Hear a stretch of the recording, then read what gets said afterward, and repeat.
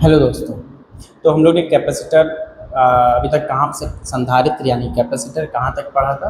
हम लोगों ने सीखा था कि कैपेसिटर अगर कोई पैरेलल प्लेट कैपेसिटर है तो उसकी धारिता कितनी होती है, वो हम लोगों ने सीखा था epsilon not a by D, ये तो सीखा था। तो आज के सेशन में हम लोग सीखेंगे कि संधारित्र की प्लेटों के बीच अगर हम कोई डाइलेक्ट्रिक मटेरियल यानी कोई परावैद्युत पदार्थ रख दें तो क्या होगा उन प्लेटों के साथ।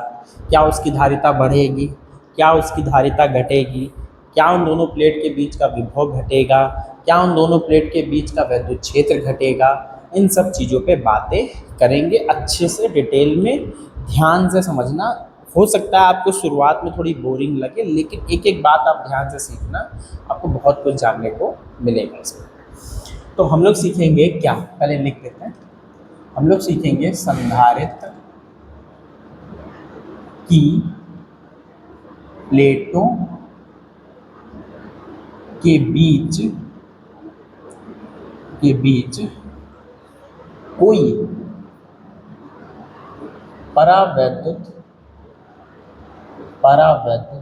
पट्टी रखने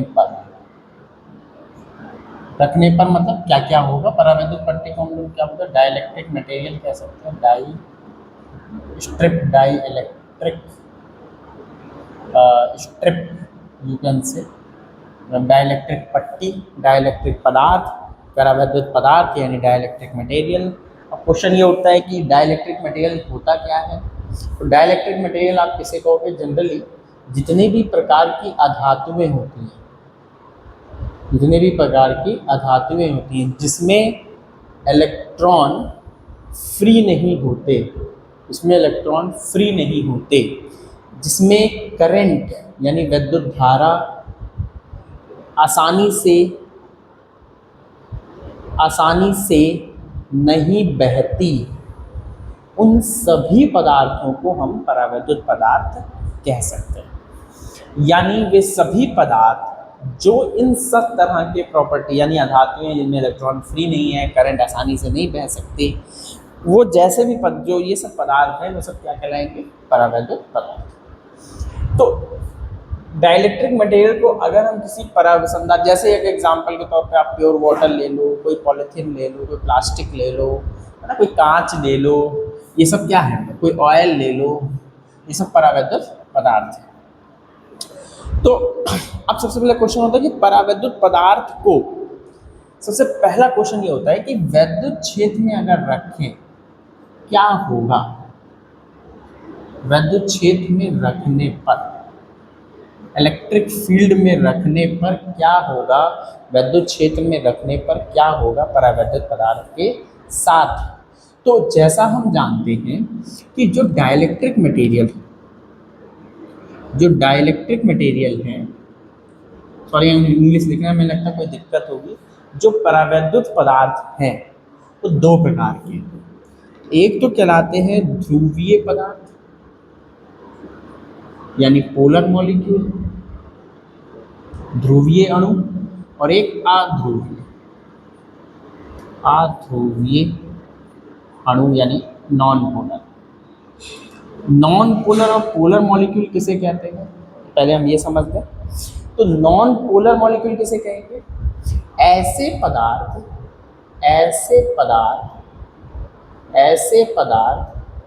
जो पहले से ध्रुवित हो। इसका क्या मतलब है सर, इसका मतलब ये है जिसका पहले से कुछ वैद्युत द्विध्रुव आघूर्ण हो, वैद्युत द्विध्रुव आघूर्ण यानी P कुछ हो, P का मान 0 ना हो, ऐसे पदार्थ को हम लोग कहेंगे ध्रुवीय। अभी अच्छे समझेंगे। अध्रुवीय क्या है, जिनका द्विध्रुव आघूर्ण 0 हो, ये क्या कहलाएगा, अध्रुवीय मॉलिक्यूल्स या अध्रुवीय अणु। और जो ध्रुवीय यानी पोलर मॉलिक्यूल किसे कहलाएंगे, ऐसे पदार्थ जिनका पहले से ध्रुवित हो यानी जिसका द्विध्रुव आघूर्ण क्या हो, 0 ना हो। ठीक है सर, बात तो समझ में आ रही है। तो सर इससे क्या मतलब, इसको मिटा दें, आप लोग नोट कर लियो, चलो मिटा दें। तो अब हमको ये समझ में आ गया, अच्छा ठीक है, डाइलेक्ट्रिक मटेरियल दो प्रकार के हो सकते हैं। जैसे एग्जाम्पल के तौर पे हम देखें, हम अगर आपसे कहें बताओ HCl मॉलिक्यूल कैसा मॉलिक्यूल है, ध्रुवीय है कि अध्रुवीय? चूंकि HCl में आप अगर जानते हो कि HCl एक तरह का कोवैलेंट बॉन्ड मतलब सहसंयोजी बंध बनाता है। सहसंयोजी बंध का बनाने का मतलब एक इलेक्ट्रॉन इसके पास है, इसके पास कितने हैं, क्लोरीन के पास 7 है, 1 2 3 4 5 6 7। तो हमको पता है कि अगर ये इसका एक इलेक्ट्रॉन शेयर कर लेगा और इसका एक इलेक्ट्रॉन शेयर कर लेगा तो ये कंप्लीट बॉन्ड हो जाएगा और ये स्टेबल मॉलिक्यूल बन जाएगा HCl। लेकिन क्योंकि हम अच्छा, शेयर करने का क्या मतलब है, शेयर करने का मतलब ये होता है कि इसका ये जो इलेक्ट्रॉन था वो पहले इसके चक्कर लगा रहा था, अब क्लोरीन के भी चक्कर लगाएगा। शेयर करने का मतलब तो यही है। इसी तरह से इसका ये जो इलेक्ट्रॉन है वो अब क्या कर रहा है, पहले इसके चक्कर लगा रहा था, अब इसके भी चक्कर लगाएगा। तो यानी अब इस वाले कक्षा में दो इलेक्ट्रॉन चक्कर लगा, एक तो खुद का इलेक्ट्रॉन और एक इसका इलेक्ट्रॉन चक्कर लगाने लगे। इसके कक्ष में जो थे इसमें पहले 7 थे, एक इलेक्ट्रॉन और चक्कर लगाने लगा तो इसमें भी 8 हो गए और इसमें भी 8 हो गए। और इस प्रकार से वो शेयरिंग करके वो क्या हो गया, एक दूसरे के साथ कंप्लीट बॉन्ड बना लिया और स्टेबल हो गए। अब देखने वाली बात इसमें ये है, क्योंकि यहाँ पे देखो जो चक्कर लगा रहा है वो थोड़ा कम समय लगा रहा है, जबकि यहाँ जो चक्कर लगा रहा है वो ज़्यादा समय लगा रहा है। इसका मतलब हम ये कह सकते हैं यहाँ इलेक्ट्रॉन ज़्यादा समय तक है और यहाँ इलेक्ट्रॉन कम समय तक है। हाँ सर, ये बात तो आप सही कह रहे हो। इसका मतलब हम ये कह सकते हैं कि HCl में इलेक्ट्रॉन इसमें ज़्यादा समय तक बिता रहा है, इसका मतलब इसके पास ज़्यादा नेगेटिव लग रहा है। और इस क्योंकि इलेक्ट्रॉन इसमें कम समय तक बिता रहा है तो इसमें कम इलेक्ट्रॉन की कमी लग रही है। तो हम कह सकते हैं कि इसके पास पार्शियली निगेटिव आ जाएगा और इसके पास पार्शियली पॉजिटिव आ जाएगा। इसका मतलब है कि जो इस HCl बॉन्ड में एक तरह से इस पे पार्शियली पॉजिटिव आ जाएगा, मतलब पूरी तरह से नहीं है, इस पे पार्शियली निगेटिव आ जाएगा। इसका मतलब है कि क्योंकि इस पे पार्शियली निगेटिव और पार्शियली पॉजिटिव आ जाएगा, इसका मतलब हम ये कह सकते हैं कि अब ये पॉजिटिव ये निगेटिव कुछ फिक्स दूरी पर है, तो ये ध्रुवीय पदार्थ हो गया जिसका द्विध्रुव आघूर्ण माइनस से प्लस होगा, तो ये P होगा। बात समझ में आई? हाँ सर, ये बात तो समझ में आई। इसका मतलब HCl कैसा पदार्थ है, पोलर मॉलिक्यूल है। कैसा मॉलिक्यूल है, पोलर। इसी तरह से मैं आपसे अगर कहूँ NaCl, तो NaCl में तो सिंपल होता है, Na बनता है, Na प्लस बनता है और Cl माइनस बनता है, ये आप सबको पता है। इसमें एक इलेक्ट्रॉन सीधा सीधा इसमें चला जाता है, वो इसमें शेयरिंग नहीं होती, वो सीधा सीधा ट्रांसफर ही हो जाता है। तो पूरा पूरा प्लस, तो इसका कोई मतलब ही नहीं, प्लस और माइनस फिक्स दूरी पर है। अब प्लस और माइनस बन गए तो बंधे हुए हैं आपस में, लेकिन ये प्लस और माइनस कुछ फिक्स दूरी पर है, तो ये भी ध्रुवीय मॉलिक्यूल है जिसका द्विध्रुव आघूर्ण क्लोरीन से सोडियम की तरफ है। हाँ सर, ये बात भी आप सही कह रहे हो। तो ऐसे मॉलिक्यूल जिनका द्विध्रुव आघूर्ण पहले से होगा वो सब पोलर मॉलिक्यूल कहलाते हैं। जैसे अगर हम वाटर का कहें H2O, अच्छा कुछ पोलर मॉलिक्यूल डिपेंड करते हैं उनके स्ट्रक्चर पर भी। अब मैं आपको समझाता हूँ, समझना अच्छे से। जैसे वाटर का मॉलिक्यूल जो है, जो कि H2O है, अगर हम ध्यान से समझें तो इसमें जो बॉन्ड बनता है, मुझे एग्जैक्ट एंगल नहीं ध्यान है, लेकिन हम ये जानते हैं कि इसका जो स्ट्रक्चर होता है H2O मॉलिक्यूल का, आप केमिस्ट्री में पढ़े होंगे, वो इस तरह का स्ट्रक्चर होता है H2O मॉलिक्यूल का। हाँ सर, आप बात तो सही कह रहे हो। अच्छा, यहाँ पे वही चीज़ है कि शेयरिंग हो रही है, एक इलेक्ट्रॉन इसका शेयर हो रहा है, इसका शेयर हो रहा है ना, सहसंयोजी बंध बना रहे हैं। क्योंकि ये छोटा है तो इस पर पार्शियली पॉजिटिव आ जाएगा, इस पर पार्शियली नेगेटिव, इसी तरह से इस पर पार्शियली पॉजिटिव, इस पर पार्शियली नेगेटिव आ जाएगा। तो एक तरह से एक द्विध्रुव आघूर्ण ये बन रहा है, एक द्विध्रुव आघूर्ण ये बन रहा है। कहाँ से माइनस से प्लस के एक द्विध्रुव आघूर्ण ये जाएगा P, माइनस से प्लस एक द्विध्रुव आघूर्ण ये जाएगा P। अब आप बताओ, एक स्ट्रक्चर है आपके पास H2O मॉलिक्यूल का जिसका द्विध्रुव आघूर्ण इधर इधर है, तो अगर हम इसको अलग से बनाएं तो आप समझ पाओगे, एक द्विध्रुव आघूर्ण इधर, एक द्विध्रुव आघूर्ण इधर है, P इधर है, P इधर है। एक मिनट,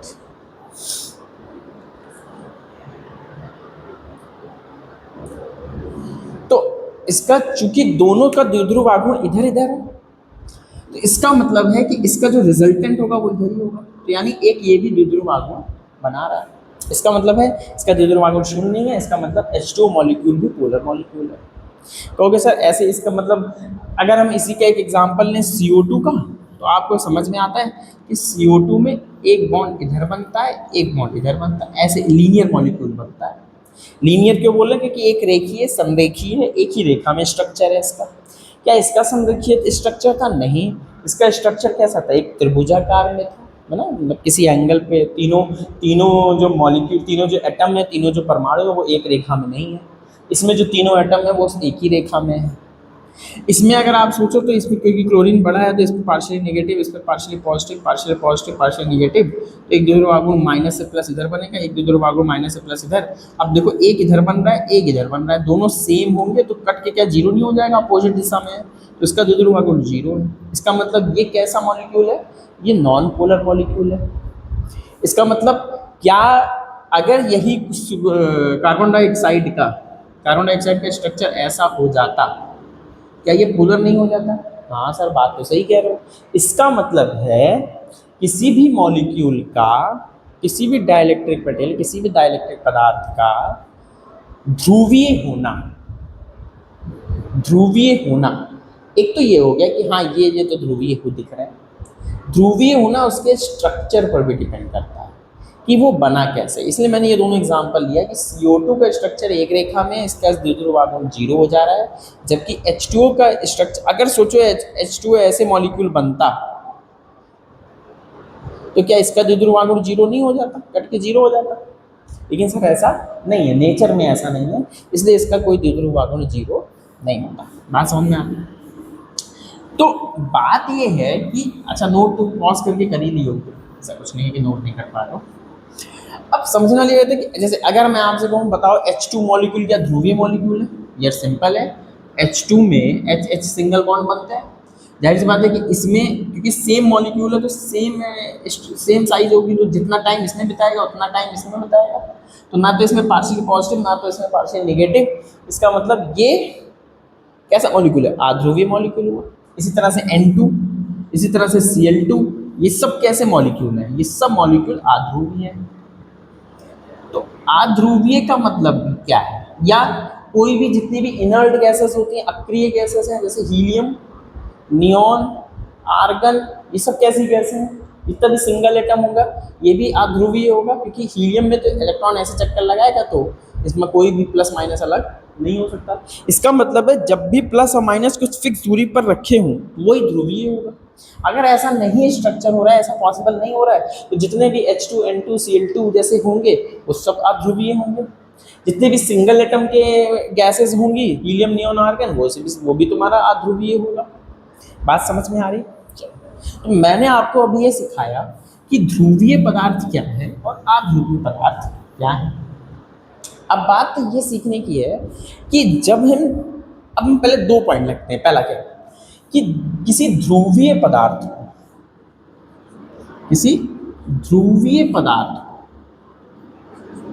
को अगर हम वैद्युत क्षेत्र में रखें तो क्या होगा। पहला इसी को करते हैं, पहले समझो।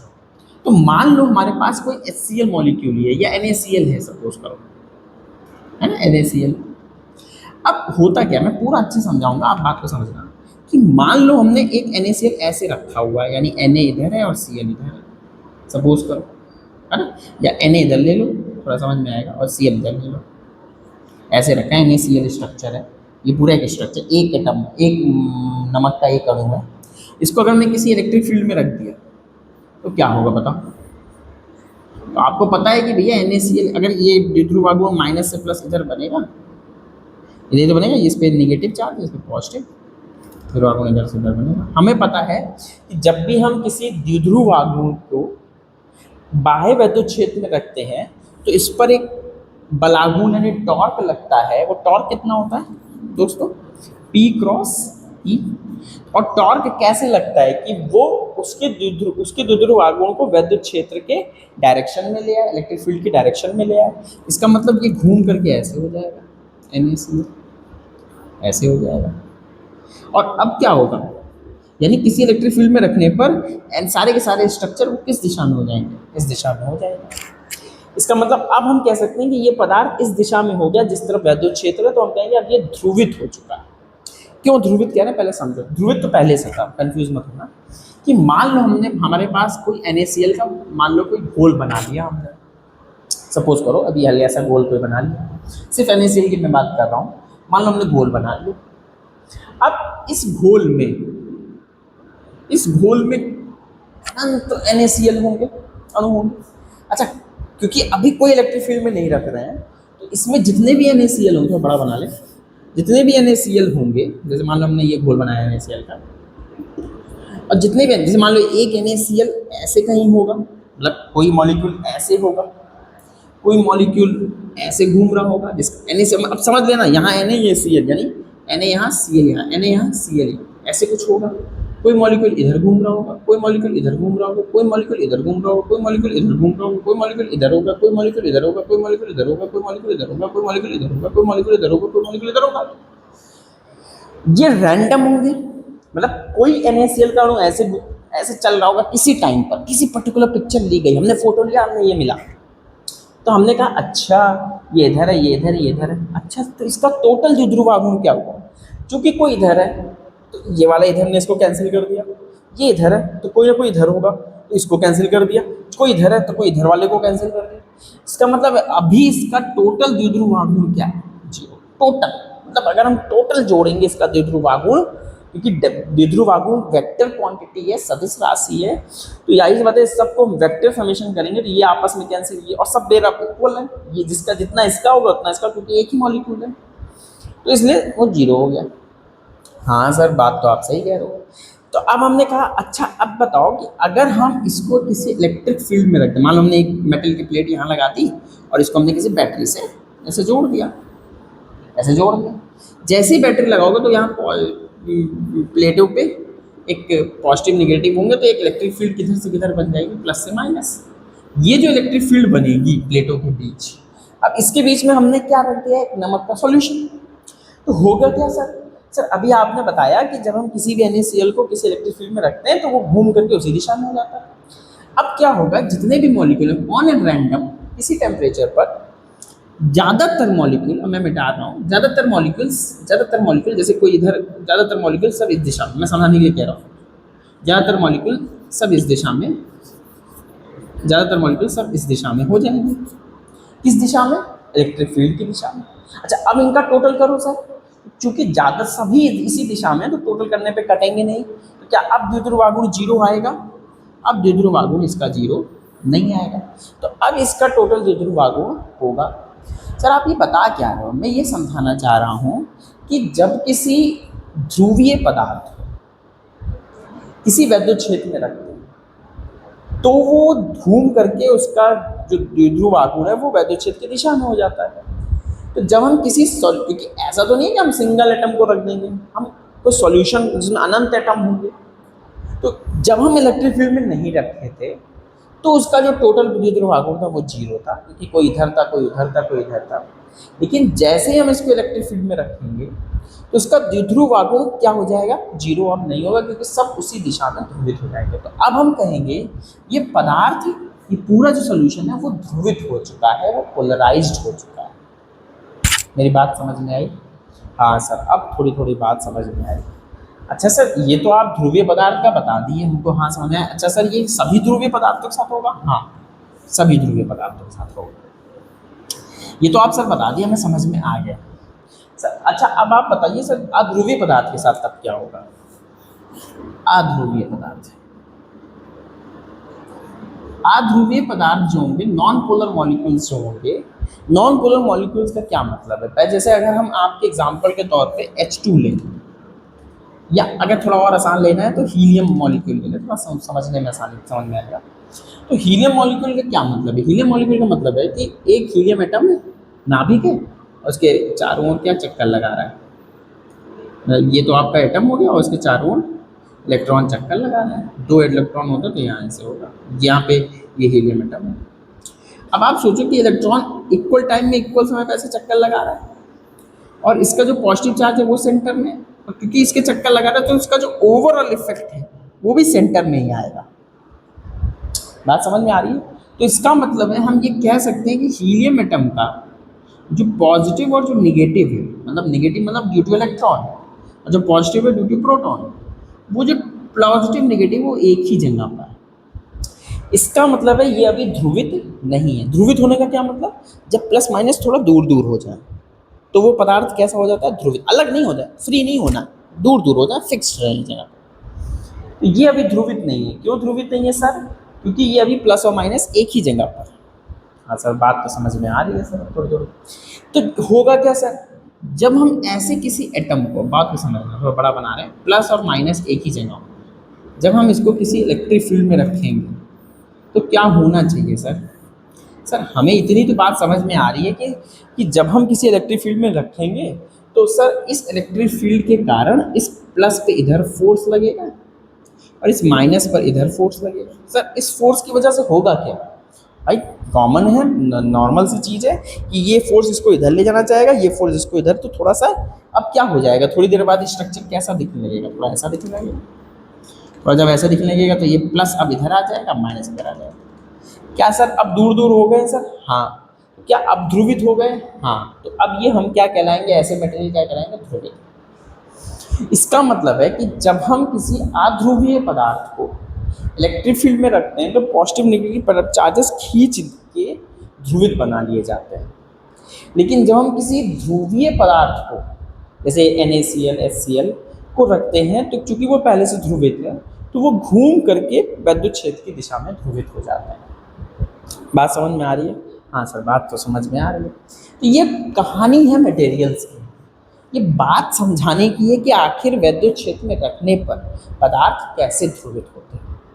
अच्छा, अब हम आगे जो भी डिस्कशन करेंगे वो इसी तरह का स्ट्रक्चर बनाएंगे, चाहे वो ध्रुवीय हो चाहे वो अध्रुवीय हो। हम अलग अलग उसका एक्सप्लेनेशन नहीं पढ़ते हैं।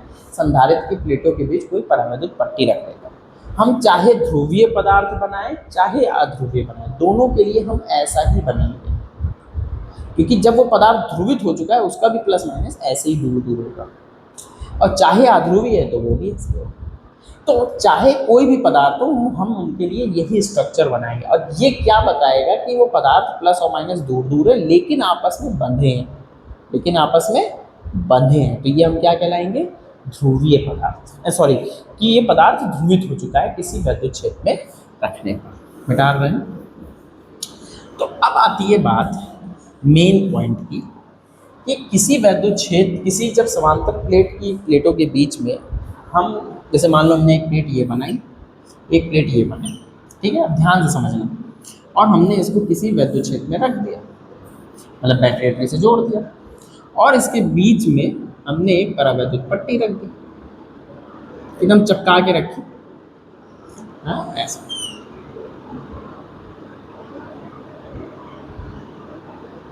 ऐसे पट्टी रख दी एकदम चपका के। 20 वोल्ट की बैटरी है सपोज करो। अब हमें पता है कि, और इसके बीच की डिस्टेंस d है, प्लेट का एरिया a है ना, ये सब तो बेसिक चीज़ें। और इस पे चार्ज मान लो किसी समय पर,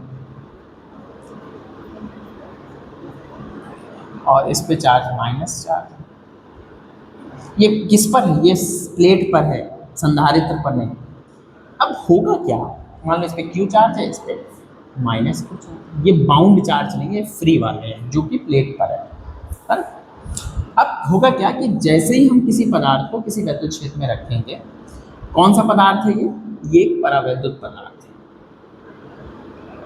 कैसा पदार्थ है, परावैद्युत पदार्थ को हमने प्लेटों के बीच में रख दिया। होगा क्या, पट्टी जैसे ही रखेंगे तो ये पदार्थ सब ध्रुवित होने लगेंगे।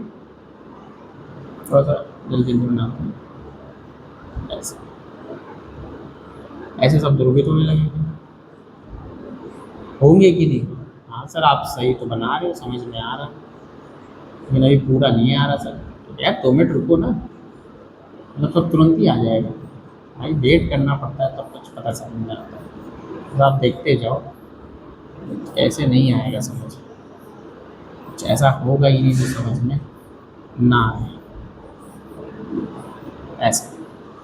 अब हमको पता है कि क्योंकि इधर पॉजिटिव प्लेट है तो इधर नेगेटिव चार्ज होगा, इधर पॉजिटिव चार्ज होगा, माउंट है सब, positive negative positive negative positive negative positive negative positive positive negative positive negative positive positive negative positive negative positive positive negative positive negative positive negative positive negative positive negative positive negative positive negative positive positive negative positive positive negative positive negative positive negative positive positive, ऐसे ही होगा।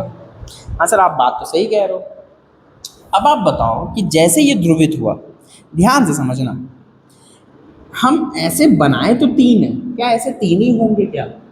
क्या तीन ही ऐसे होंगे? ऐसे अनंत होंगे और छोटे छोटे अणु होते हैं। ऐसे कितने होंगे? बहुत सारे होंगे, बहुत सारे। अनंत का मतलब बहुत सारे होंगे। लेकिन ध्यान देने वाली बात है कि ये जो प्लस है, इसका प्लस, इस मटेरियल, इस मॉलिक्यूल का, और जो इस मॉलिक्यूल का माइनस है, ये आपस में एक दूसरे के साथ चिपके हुए हैं। ऐसे इसके बगल वाला भी चिपका है, ऐसे उसके बगल वाला भी चिपका, ऐसे उसके बगल वाला भी चिपका होगा। ऐसे लेकिन जो इस प्लेट के बाउंड्री पर है निगेटिव चार्ज और इस प्लेट के पॉजिटिव बाउंड्री पर पॉजिटिव चार्ज, ये बच जाएंगे। बाकी ये प्लस इस माइनस के साथ, इस प्लस इस माइनस के साथ कैंसिल हो जाएगा। तो अगर हम ये हिस्सा बनाएं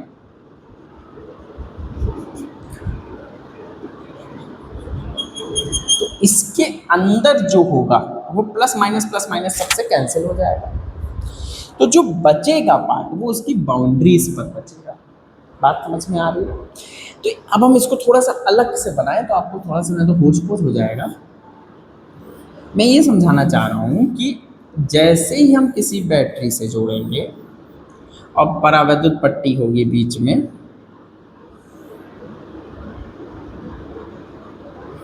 ऐसे, तो इस पे तो पॉजिटिव चार्ज है, ये तो फ्री चार्ज है जो कि प्लेट पर है। और ये जो निगेटिव चार्ज है वो जो कहाँ पर है, ये भी प्लेट पर है। ये माइनस क्यू चार्ज, ये पॉजिटिव क्यू चार्ज। लेकिन जो चार्ज यहाँ आया होगा माइनस, ये चार्ज फ्री नहीं है बच्चों। तो कहाँ, कैसा चार्ज है सर? नहीं, ये माइनस के साथ इस प्लस के साथ बंधा है। ये अभी NaCl अगर आप सोचो तो NaCl आपस में है। ऐसे ये प्लस भी इस माइनस के साथ बंधा है। ये जरूर है कि हाँ, जब आपस में ये स्ट्रक्चर ऐसा बनाए होंगे तो ये प्लस माइनस में कैंसिल हो गया होगा। इसी तरह से ये जो प्लस चार्ज बाउंडेड, बाकी बीच के सब कैंसिल हो गए। बात समझ में आ रही? ये जो पॉजिटिव चार्ज यही बचा। ये जो चार्ज है ये कहलाएंगे बाउंड चार्ज। इसको हम कह सकते हैं माइनस क्यू बी और इसको कह सकते हैं प्लस क्यू बी। एक बात दिमाग में समझना कि ये जो क्यू बी है वो क्यू के बराबर नहीं है। ये डिपेंड करता है कि मटेरियल कितना पोलराइज्ड हुआ उस बात पर। अब जैसा, अब यहाँ पे हमको दो चीजें दिख रही हैं सर। एक जो चार्ज प्लेट पर है प्लस और माइनस, जो कि फ्री चार्ज के कारण है, उसके कारण जो इलेक्ट्रिक फील्ड है, मैं यहाँ कर देता हूँ अलग से, नीचे क्यू प्लस बी और इधर माइनस क्यू बी, ठीक है। वो इलेक्ट्रिक फील्ड इधर की तरफ बनेगी, इसको मान लो ई नॉट कुछ, ठीक है। और एक इलेक्ट्रिक फील्ड जो कि प्लेट के अंदर जो बाउंड चार्ज बने प्लस और माइनस, वो इलेक्ट्रिक फील्ड प्लस से माइनस बनेगी, ई आई मान लो। तो यानी इसके अंदर जो इलेक्ट्रिक फील्ड होगी वो उतनी नहीं होगी जब प्लेट के बीच में कुछ नहीं था। क्योंकि जब प्लेट के बीच में कुछ नहीं था तब इलेक्ट्रिक फील्ड ई नॉट थी। लेकिन प्लेट के बीच जब हमने मटेरियल डाल दिया तो एक आंतरिक वैद्युत क्षेत्र ई आई भी बना, जिसकी दिशा उस बाह्य वैद्युत क्षेत्र के अपोजिट है। सही है कि नहीं? हाँ सर, आप बात तो सही कह रहे हो। तो जो अंदर प्लेट के जो परिणामी वैद्युत क्षेत्र होगा, यानी रिजल्टेंट इलेक्ट्रिक फील्ड होगा, परिणामी वैद्युत क्षेत्र होगा ई, वो होगा ई नॉट माइनस ई आई।